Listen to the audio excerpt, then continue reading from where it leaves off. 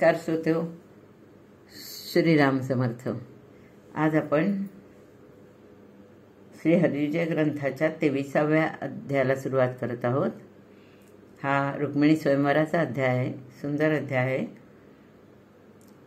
याच्यापूर्वी 22व्या अध्यायात आपण पाहिलं की काळयवनाला भस्म करून आणि जरासंधाला त्रासून 17 वेळा त्याच्याशी युद्ध केलं, पण त्याला मारलं नाही, पण त्याचा मृत्यू भीमाच्या हात नाही अशी देववाणी झाली होती आणि कृष्ण परत आला द्वारकेला। आता 23वा अध्याय बघू। त्याच्या आधी आपण 5 ओव्या वाचू आपल्या प्रथेप्रमाणे। श्री गणेशाय नमः।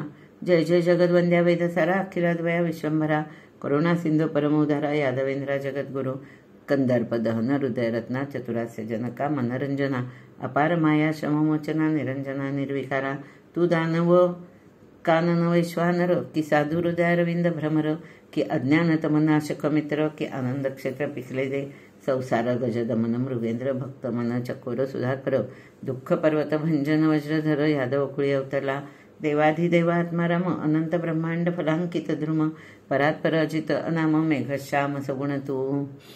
सगळं कृष्णाचं वर्णन आहे की म्हणजे तू अनाम आहेस, अजित आहेस, आत्माराम आहेस, मूळ पुरुष आहेस, परंतु यादव कुळी सगुण रूपात आलेला आहेस।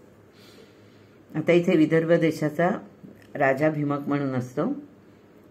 अत्यंत सद्गुणी राजा आहे, वैराग्य संपन्न आहे, सात्विक वृत्तीचा आहे आणि पराक्रमी आहे, धनाढ्य तर आहेच। अशा राजाच्या घरी 5 पुत्र आणि 1 कन्या होते। त्याच्या मुलांची नावं रुक्मी, रुक्मरथ, रुक्मबाहू, रुक्मकेशी आणि रुक्ममाळी आणि त्याची 6वी कन्या रुक्मिणी। आता हरिविजयच्या सुरुवातीला जेव्हा देव गेले तक्रार घेऊन, तेव्हा कृष्णाने कोणी कोणी काय काय रूप घ्यायचे, अवतार घ्यायचे सगळं सांगितलं। तेव्हा त्याने लक्ष्मीला सांगितलं की तू भीमकाच्या पोटी जा, मी तुला विवाह करून आणणार आहे। त्यामुळे ही आहे कोण रुक्मिणी, तर कवी म्हणतात अनंत ब्रह्मांडाची माळ घेऊन जप करी वेल्हाळ जगडंबर मांडूनी खेळ सवेची लपवी क्षणार्धे। अनंत शक्तींची स्वामिनी जे आदिपुरुषाची मूळध्वनी महामाया प्रणव रूपिणी भीमक उदरी अवतरली, अशी जन्माला आली। अत्यंत सुंदर रूपवान, मग ते सगळं 25 ओव्यात तिचं वर्णन आहे की तिचं कसं सुगंधी शरीर आहे, तिच्या दाताच्या तेजाने सगळीकडे उजेड पडतोय आणि जिथे ती पाय ठेवेल तिथे जणू वसंत ऋतू सुरू होतोय। अशा प्रकारे तिचं संपूर्ण वर्णन केलं की ती किती सुंदर आहे, म्हणजे तिच्याकडे बघतच राहावंसं वाटावं अशी ती सुंदर आहे। आणि तिला मांडीवर घेऊन हा भीमक राजा बसलाय, सभेत बसलेला आहे। तेवढ्यात तिथे कीर्तिमुख नावाचा एक ब्राह्मण येतो, अगदी 64 कलाप्रवीण असा हा ब्राह्मण। तो पृथ्वी पर्यटन करायला गेलेला असतो। तो ह्या राजाच्या नगरात येतो आणि राजासमोर येतो। तर राजाने त्याचा सन्मान करतो आणि आसनावर बसवतो, पूजा करतो आणि विचारतो कुठून आलास तुम्ही। तर तो म्हणतो मी सगळं धरणी पृथ्वी फिरतोय, आत्ता मी द्वारकेवरून आलो आणि तिथे ज्या राजाला पाहिलं त्याचं किती वर्णन करावं असं मला झालेलं आहे, म्हणजे मी ते ध्यान अजून डोळ्यात घेऊनच आहे, तिथून मी तुमच्याकडे आलोय। राजा विचारतो कोण, तर म्हणतो श्रीकृष्ण आहे द्वारकेचा राजा। त्याला बघितलं आणि म्हणे मी सर्व काही विसरूनच गेलो, तो किती सुंदर आहे, त्याचे नेत्र कसे आहेत, जे खरे सगळ्यांकडे कृपादृष्टी टाकली तर त्यांचं कल्याण होतं असे नेत्र आहेत, त्याचे पाय कसे आहेत, तर जसं आत्तापर्यंत अनेकदा आपण वर्णन ऐकलंय देवतांच्या पायांचं, आणि आपण देवळात मूर्तींवर पण बघतो किती चिन्ह काढली असतात। या देवतांच्या पायावर म्हणजे पायावर चिन्ह असतात 5-6, ती कुठली, तर ती जसं वज्र म्हणजे भक्तांचं पाप पर्वत फोडायला वज्र आहे, ध्वज आहे तो का तर भक्तीचा ध्वज आहे सगळ्यांकरता, ऊर्ध्वरेखा आहे ती याकरता आहे की सगळ्यांना उध्वम गच्छती सत्वस्था असं आहे ना, ती जाणीव करून देतात। त्याच्या पायात जणून दिव्य प्रयाग आहे की तळवे जे आहेत ते म्हणजे सरस्वती आहे मांड्या जिथे आहेत तिथे यमुना आहे, पायावरची नुपुरं वाजतात तिथे गंगा वावरते आणि त्याचा गंगेच्या जळाचा जणू आवाज येतो. त्याची पदकमलं जी आहेत ती अत्यंत लोभस रक्तवर्णी अशी आहेत. मेखला आहे कमरेला, गळ्यात वैजयंती माळ आहे, ती इतकी मोठी आहे की ती पायापर्यंत येऊन पोचते. जणू वैजयंती माळेने त्याच्या गळ्यात हात घालून त्याला आपल्या ताब्यात घेतलेला आहे. असा तो किती सुंदर आहे. त्याचं वर्णन करताना तो थांबतच नाही. श्रीहरीचे दंत कसे तर म्हणे बोलता ब्रह्मांड उजळतं असं, किंवा निराळ वारणाचे शून्यादंड तैसे चारी हस्त प्रचंड, म्हणजे 4 हात आहेत असं त्यांनी वर्णन केलंय. म्हणजे चतुर्भुज त्या ब्राह्मणाला कदाचित दर्शन झालेलं आहे आणि शंखचक्रादी त्याच्या हातात आयुध आहेत. अत्यंत प्रतापवीर दिसतो आणि एकीकडे कोमलांग पण आहे, पण तरी सुद्धा त्याच्याकडे दिव्य प्रताप आहे. असं सगळं वर्णन ऐकतोय, सांगतोय. अख्खी सभा ऐकते तटस्थ होऊन. पण या राजाच्या मांडीवर बसलेली ही रुक्मिणी एकदम मूर्छा येऊन पडते. तिचं अंग थरथर कापायला लागतं. सगळ्या तिच्या मैत्रिणी धावतात आणि म्हणतात काय झालं, हिला बाधा झाली का, कुठल्या भूतानी पछाडलं का. तर राजाच्याच लक्षात येतं की श्रीकृष्ण ध्यान ऐकलं आणि ही मूर्छित होऊन पडली. म्हणजे खरंच त्या महद्भूताने झडपले. तेव्हा राजाच निर्णय करतो. राजा आणि त्याची पत्नी शुद्धमती ते दोघं ठरवतात की हिला कृष्णालाच द्यायची आपल्या मुलीला, असा ते निश्चय करतात. तो निश्चय ऐकल्यानंतर ही रुक्मिणी अत्यंत आनंदी होते. पण ही बातमी जेव्हा हे सगळे भाऊ ऐकतात, त्यापैकी रुक्मी जो असतो तो अत्यंत कृष्णद्वेषी असतो. दुष्टपेक्षा त्याला कृष्णाचा खूप राग असतो. तर त्याला कळल्यावर तो म्हणतो काय दुर्दैवा, कसं माझ्या आईवडिलांना ही बुद्धी झाली. म्हणजे कोणाला आपली एवढी राजकन्या सुंदर देत आहेत, त्या कृष्णाला. तो महाकपटी आहे, तो गोरस चोरणारा आहे. त्याने काय पुरुषार्थ केलाय पृथ्वीवर येऊन. एवढासा तो गोवर्धन उचलला तर तो पुरुषार्थ. कालिया अगासुरा किडे मारले नसते त्यांनी. बाकी तर तो गवळ्यांच्या घरी जाऊन चोऱ्या करतोय, खूप कपट करतोय. कपटाने कंसाला मारलं, कपटाने काळयवनाला मारलं. काळयवना पाठी लागला म्हणून हा पळत सुटला घाबरून. युद्ध काय करणार तो, असा तो राजा. तर तो काय राजा आहे का म्हणे.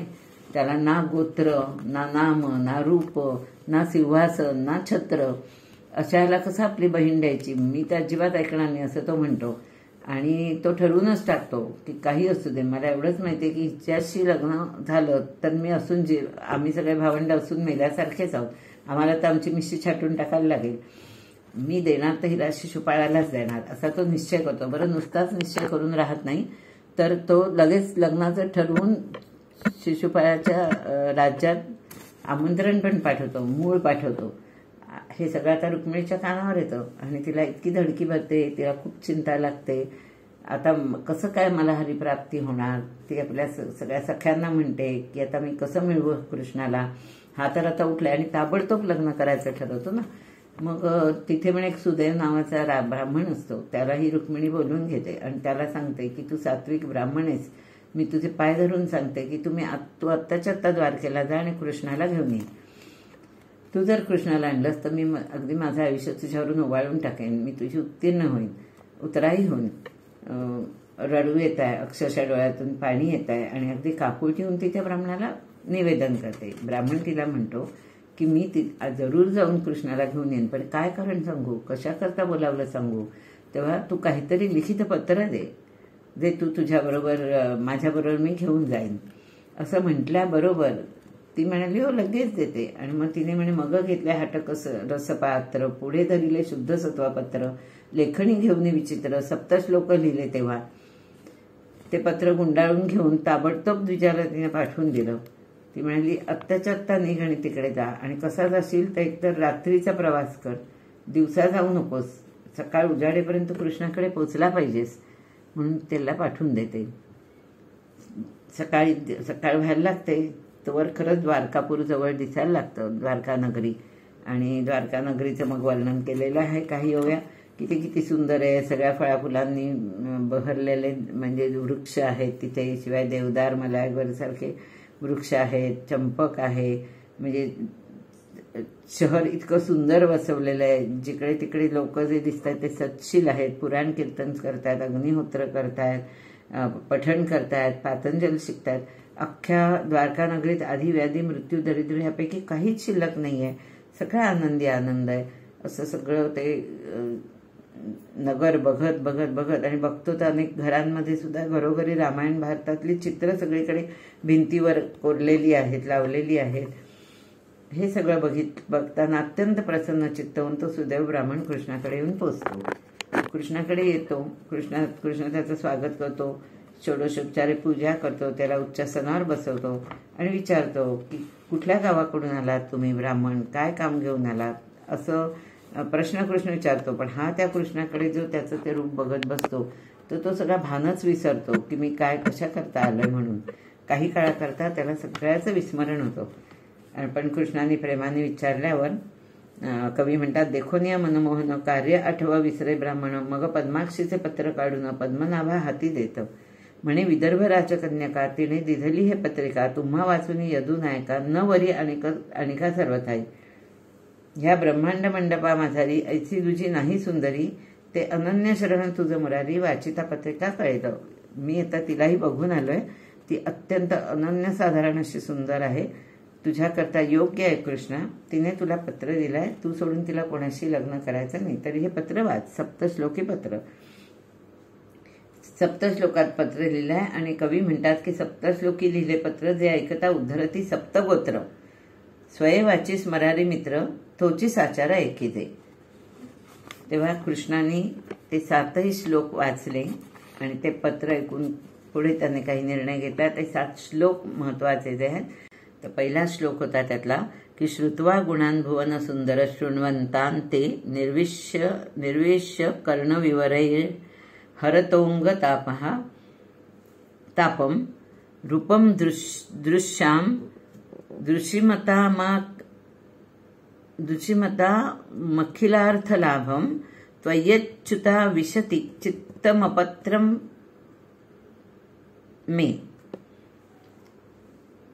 जय जय भुवन सुंदराय देवेंद्रा, तुझ्या सौंदर्य तेजे चराचरा, विशेष दिसे लावण्य मुद्रा, सुरनर उरगा सर्वई, तुझी गुणलीला विचित्र, ऐकता धाती सर्वांचे स्तोत्र, त्रिविध ताप छेदक पवित्र, गुण तुझे श्रीरंगा, सांडोनिया लौकिक लाज, जगद्वंद्या मी शरण तुझ, क्षयरहित तू अच्युत, क्षयी सहज मी निर्लज्ज तुझे ठाई. तू क्षयरहित आहेस, अशा तुला मी लाज सोडून हे पत्र लिहिलेलं आहे, कारण मी तुला अनन्य शरण आलेली आहे. दुसरा श्लोक, त्याच्या पुढचा श्लोक असा आहे की कात्वा मुकुंद महती कुलशील रूप, विद्या वयोद्र विणधाम भिरात्मतुल्यम, धीरापतिम कुलवती न वृणीत कन्या, काले नृसिंह नरलोक मनोभिरामम. ती म्हणते मोक्षदायक तू यदुनायक, यालागी मुकुंद नाम सुरेख, स्वरूपासी तुळिता देख, शफरीध्वज सरी न पावे. म्हणजे मदन. जगन्मोहना श्रीकृष्ण, तुझी प्राप्ती व्हावया मधुसूदना, ज्या परमसाधना सुकुलिना, तपे करीती तुझ लागी. विद्यावंत वयसा चतुरा, सर्व गुणी मंडित उदारा, तुझ कारणे श्रीकर धरा, अगाध तपे करिता ती. ऐसियांची नभे प्राप्ती, माझा पाड तेथे किती, पूर्णब्रह्म तू वैकुंठपती, कीर्तिवर्णिती श्रुतीशास्त्रे, तुझा वारावया श्रीपती, सिद्ध असती बहुत युवती, परी मी दीन असे निश्चिती, पाव यदुपती दयाळनवा. सकळ नरलोक मनोभिरामा, नरवीरान माझी तू यदुत्तमा, तुझ वाचुनी मेघश्यामा, नव्हेची रामा आणि कही. तिसरा श्लोक ती असा लिहून पाठवते, मी तुझ्या वाचून मला कोणी नाहीये, असं माहितीये की तुझ्याशी लग्न करायला खूप साऱ्या युवती तयार झालेल्या असतील, पण मला मात्र तूच एक आहेस, तुला सोडून मी कुणाशी लग्न करणार नाही असं. तिसरा श्लोक आहे तन्मे भगवान खलुवृत्तपतिरंग,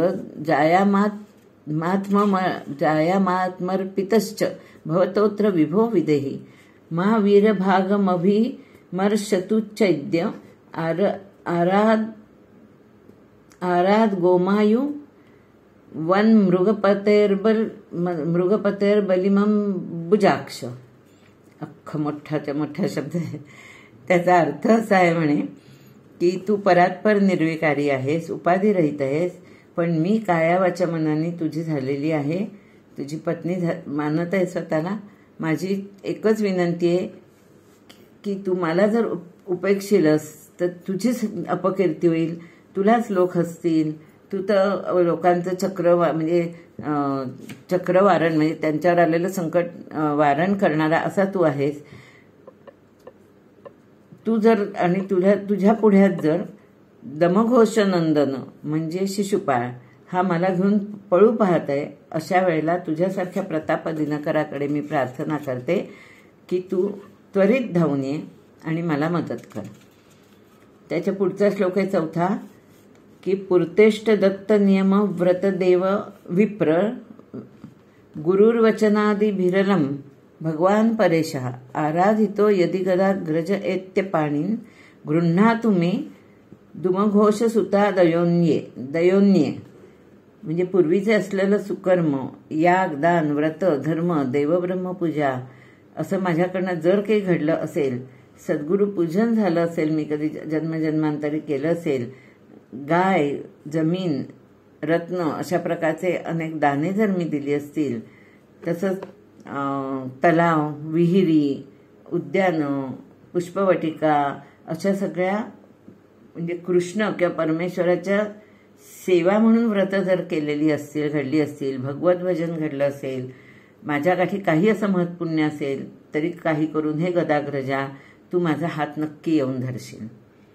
त्याच्या पुढचा श्लोक आहे 5 की शोभा विनित्वमजितोद्वहने विदर्भान गुप्त समेत्य पृतना पतिभि परितः निर्मथ्य चैद्य मगधेंद्र बलम प्रसह्य माम राक्षसेन विधिनोद्वहवीर्य शुल्काम.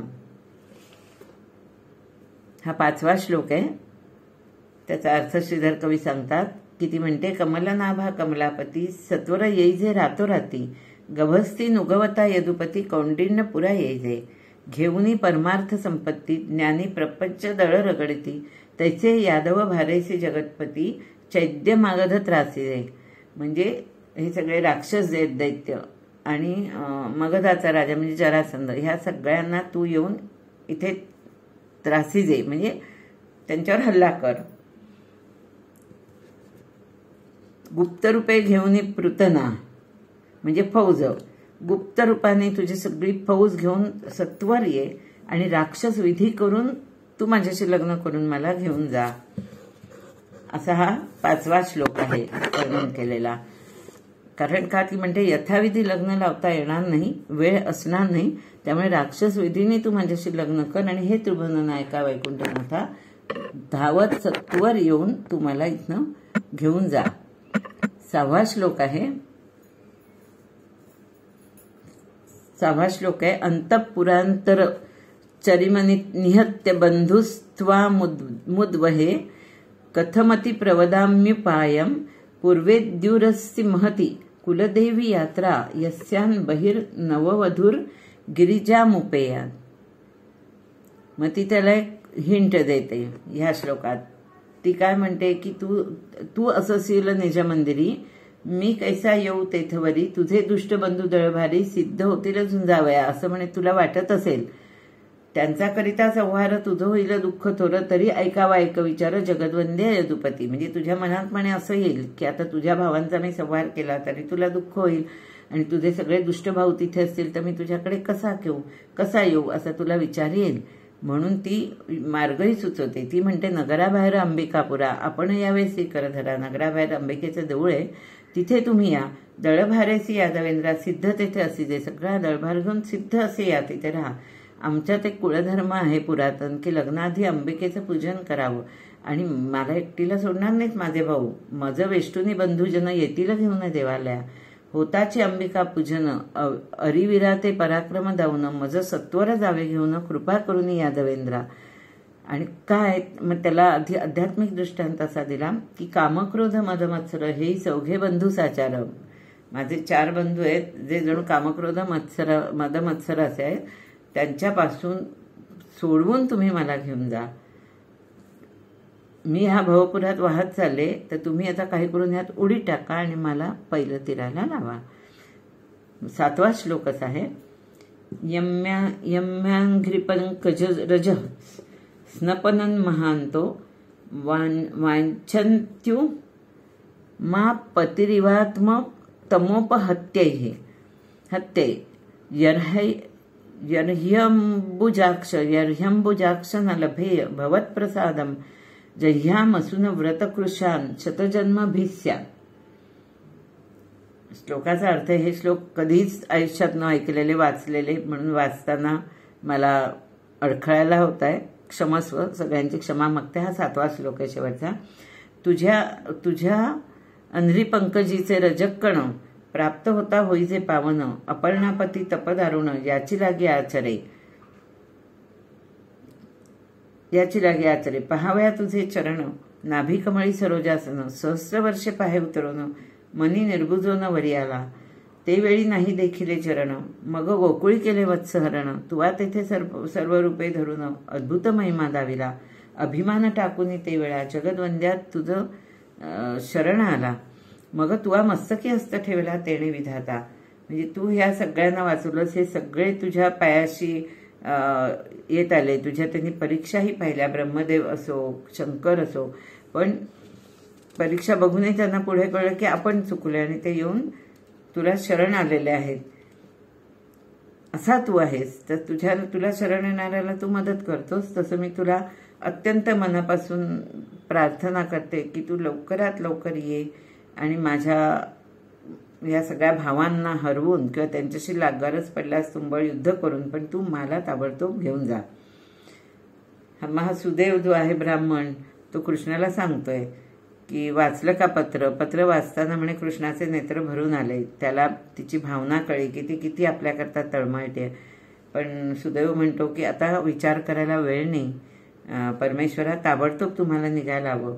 कारण तिकडे तोपर्यंत शिशुपाळ तिथे हजरच झालेला आहे आणि म्हणजे शिशुपाळ हाची विखार, रुक्मिणीचे डंकूप आहे दुराचार, साप आहे जणू, आणि तो रुक्मिणीला डंख करायला बघतोय. तर तू गारुडी होऊन तिथे पोच गरुडध्वजा, अशी प्रार्थना सुदैव ब्राह्मण करतो. असं तिची ती सगळी अवस्था बघून आणि म्हणजे त्याची स्तुती करताना ब्राह्मण असंही म्हणतो कृष्णाला की बाबा तू पंचाक्षरी आहेस, तिला सगळ्या भूतांनी झडपलेलं आहे, तर तू ये आणि तिला त्यातून मोकळं कर आणि तुझ्याबरोबर लगेचच घेऊन जा. ती दुसऱ्या कोणाची विवाह करणार नाही हे निश्चित आहे असं म्हटल्याबरोबर ऐसे ऐकोनिया करुणा कळवळला वैकुंठ राणा. सारथी दारुकतेची क्षणा बोलाविला एकांती. म्हणे वेगी सिद्ध करी रथ दुजऱ्याशी कळू नये मात. कोणालाही कळू देऊ नकोस. येऱ्या आज्ञा बंधुनी त्वरित रथ वेगे आणला. वरकड न्यावा दळभार तरी कासाया करावा गजर. मी एकल्याची जाऊनी सत्वर भीमकी आणीन एक क्षणी. असं ठरवून तो म्हणतो मी एकटाच जाईन आणि घेऊन येईन, माझा रथ सज्ज कर. अशा प्रकारे कृष्णाने रातोरात जायचं ठरवलेलं आहे विदर्भ देशात आणि सुदैव ब्राह्मणालाही आपल्या बरोबर घेतलेलं आहे. आणि आता हा निघाला आणि रातोरात फक्त त्या ब्राह्मणाला घेतला आपल्या रथावर, दारुकाला रथ तयार करायला सांगितला आणि रातोरात निघून तो इकडे पोचला. पहाटेला बघतोय तर इकडे अष्टवर्गाची सगळी सामग्री तयार झाली. रुक्मिणीला हळद लावली गेली. ती इतकी चिंता करते की आता हा कृष्ण येणार का नाही येणार. भीमक सुद्धा राजा म्हणतोय की आता हा आला तर ठीक आहे, नाहीतर हिचं आता शिशुपाळाशी लग्न लागणार, म्हणून तो पण चिंतित आहे. आणि भीमकाला मग असंही वाटतंय की मी त्याला पत्र पाठवलं नाही, मूळने पाठवलं, ह्याला पाठवलं गेलं शिशुपाळाला, आमंत्रण नाही गेलं तर तो कसा येईल, म्हणजे आता तो बहुधा येणार नाही अशी भीती भीमकाला वाटायला लागलेली आहे. तोवर ही वरात निघाली. शिशुपाळ नवरामध्ये शोभत होता आणि रुक्मी तर तयारच होता. त्याने आपल्या वडिलांना आग्रह केला, चला चला तुम्ही बाहेर जानवसा घेऊन चला, आग्रह केला. जावं लागलं राजाला. राजा नगराबाहेर गेला आणि सीमानपूजन करून जानवसा दिला शिशुपाळाला आणि त्याच्या सैन्याला आणि आमंत्रित केलं. जरासंध, शिशुपाळ, आता हे सगळेजण तिथे हजर झालेले आहेत.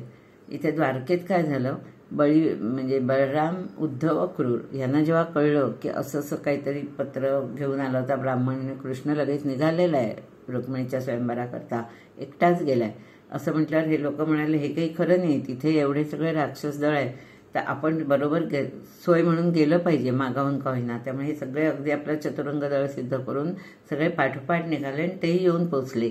कौंडिण्यपुराला, म्हणजे विदर्भातलं कुठलं जे शहर आहे त्याच्या लग्नाचं जिथे आहे तिथे सगळे येऊन पोचले. आणि इकडे एकीकडे ही रुक्मिणी विचार करते की आता काय करावं, येईल का नाही. मी तर त्याला पत्र पाठवलं, पण कृष्ण म्हणजे असं आध्यात्मिक दृष्टांत खूप दिले की कृष्ण निर्विषय चैतन्य घन, त्याची म्या लिहिले भार्या होईन, की हे बहु चक्रचालक म्हणून जगत जीवन नये. म्हणजे मी स्वतः कोण समजते त्याला, तो तर निर्विषय आहे, त्याची मग तो पत्नी कशी तो मला करेल म्हणून तो येणार नाही की काय. मग असं असतं ना की आता तिला ओढ तर लागलेली आहे, पत्र पाठवलंय, पण पलीकडे काय घडलंय ते तिला माहीत नाही. मग उगाच मनात शंका कुशंका यायला लागतात आणि विवाहाची वेळ जवळ येत आलेली असते. तिच्या खूप काही मनात येतं की मी 100 जन्म तप करेन असं मी अभिमानाने लिहिलं पत्रात, त्यामुळे तो उदास होऊन आला नाही तर. किंवा ज्याला वर्णायला म्हणजे शेष सुद्धा वर्णू शकत नाही, तिथे मात्र मी 7 श्लोकात पत्र लिहून त्याची स्तुती करून त्याला बोलवायला घेतलं, हे त्याला खूप कमीपणाचं वाटलं असेल का. किंवा तो ब्राह्मणच पत्रच द्यायला विसरला असेल का कृष्णाच्या मुखाकडे. ज्या ब्राह्मणाने इतकं सगळं वर्णन केलं कृष्णाचं, ऐकलं, तर त्याला प्रत्यक्ष बघितल्यावर तोच विसरला असेल का पत्र द्यायला. अशा नाना शंका आशंका तिच्या मनात यायला लागल्या. तिला जेवण खाण काही सुचत नाही चाललं. सगळ्या वेळी तिला फक्त हेच आठवायचं की कृष्ण येईल का नाही येईल. अत्यंत नाराज होतो तिथे. म्हणजे तिला अगदी म्हणजे चंदन अंगाला लावलं तर अग्नी आहे की काय असं वाटावं, अशी काहीतरी विचित्र अवस्था तिची होऊन गेली होती. सतत डोळ्यातनं अश्रू येत होते आणि तेवढ्यात तिचा डावा डोळा लावायला लागला म्हणे. त्या डावा डोळा लावणं हे शुभशकून आहे असं वाटून तिच्या मनाला परत थोडं निवांत झालं की नाही काहीतरी शुभशकून मला मिळालं आहे. तेवढ्यात कृष्ण पोचले आणि त्यांनी त्या ब्राह्मणाला सांगितलं, जा लवकर आज जाऊन रुक्मिणीला सांग की तू काही काळजी करू नकोस, मी आलेला आहे.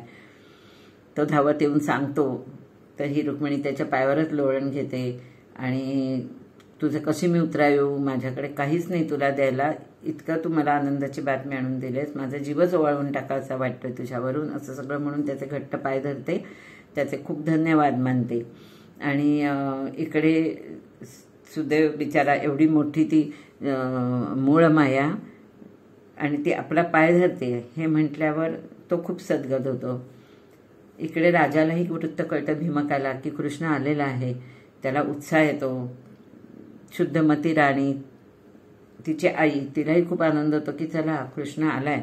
मग ते त्याच्याकरताही जाऊन, म्हणजे त्यांनी आधी मूळ पाठवलेलं नसतं की नाही, पण ते त्याला जाऊन आमंत्रण द्यायला पुढे जातात, सीमान पूजन करतात, त्याचं स्वागत करतात आणि त्याला घेऊन येतात विवाहस्थळाशी. तर घेऊन येतात. इकडे ही जी म्हणजे आता विवाहाच्या आधी त्यांच्याकडे एक प्रथा असते त्यांच्या घराण्यात की लग्न लागायच्या आधी ती नवरी जी असेल तिने जाऊन गावाबाहेर अंबिकापुरात जाऊन देवीची पूजा करायची. आता इथे कृष्णाचं स्वागत केल्यावर जेव्हा कृष्णाला बोलून घेतो भीमक राज्यात आपल्या, तेव्हा कृष्ण त्याला सांगतो नाही आम्ही तिकडे येणार नाही, कारण मला माहिती आहे जरासंध शिशुपाल सारखे माझे वैरी तिथे आहेत आणि शहाण्यांनी वैऱ्यांना दूर ठेवायचं असतं. काम, क्रोध, मद, मत्सर असे सगळे जर असतील तर साधकाला त्यांच्यापासून स्वतःचं रक्षण करायचं तर दूर राहायला लागतं. तेव्हा मी काही आत येणार नाही तुमच्या शहरात, मी तुमच्या शहराजवळ जे अंबिकापूर आहे तिथे राहील. म्हणजे ह्या कृष्णाला अंदाज आलेला असतो ना, सगळा संकेत असतो, तो म्हणजे तो तिथेच राहायचं ठरवतो. आणि आईला माहीत असतं की हिला तिकडे देवळात न्यायचं आहे लग्नाच्या आधी. तर लग्न घटका जवळ आल्यावर भाऊ हा रुक्मी असतो तो खूप घाई करायला लागतो, पण त्याला कळतं आता कृष्ण आलाय. तो म्हणतो हा कपटी, हा काय काय गोंधळ घालेल माहीत नाही, आता वेळ दवडून चालणार नाही, म्हणून तो भराभरा लग्न विधी करायच्या पाठी लागतो. तर आई तिची एकदम आई येऊन म्हणते की अरे असा काय करतोस, तू विसरलास का, आपल्यात कुळाचार आहे की देवीची जाऊन पूजा करायची तिने आणि मगच तिचं लग्न लागणार, तरच ते सुलग्न चांगला विधीपूर्वक होईल. तर तरी तो पळवाट काढून म्हणतो नाही आपण आधी पटकन लग्न लावून घेऊया शिशुपाला बरोबर आणि नंतर ती जाईल ना दर्शनाला. आई सांगते नाही.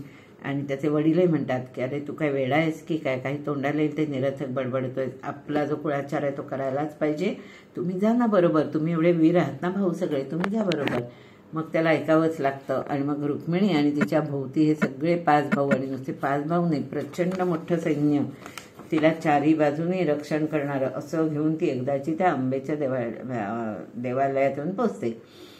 आत येते, ती सागर संगीत अंबेची पूजा करते आणि बाजूनी सगळीकडे नुसतं सैन्य दाटलेलं आहे, महारथी सगळे चारी बाजून उभे आहेत, हत्ती घोडे खिंकाळत आहेत. अशा परिस्थितीत आणि अशा वातावरणात ती देवीच्या देवळात येते. पण ती षोडशोपचारे देवीची पूजा करते, तिला पुष्पांजली वाहते आणि डोळे मिटून मनातच प्रार्थना करते की जय जय आदिकुमारिके, जय जय मूळपीठ नायिके, सकळ कल्याण सौभाग्यदायिके, जगदंबिके मूळ प्रकृती, जय जय भार्गव प्रिया भवानी, भयनाशके भक्तवरदायिनी, सुभद्रकालिके हिमनग नंदिनी, त्रिपुर सुंदरी महामाये, तव मुख शोभा देखुनी, विधुबिंब गेले विरोनी, ब्रह्मादी देव बाळेतींनी, स्वानंद सदनी निजविशी.